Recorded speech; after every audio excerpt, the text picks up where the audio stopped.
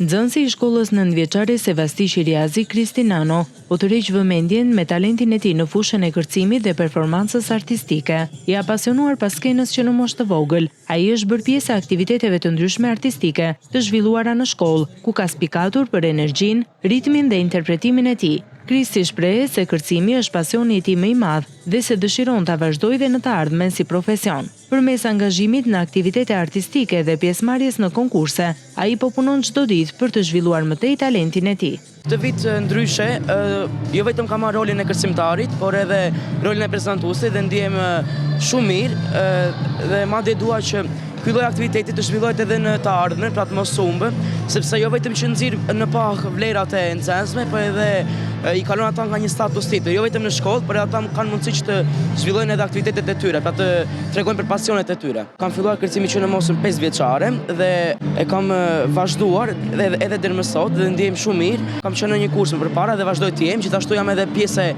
asamblit të Skënderbeut dhe kaloj një kohë shumë të mirë duke qenë sepse tashmë është bërë pasioni im.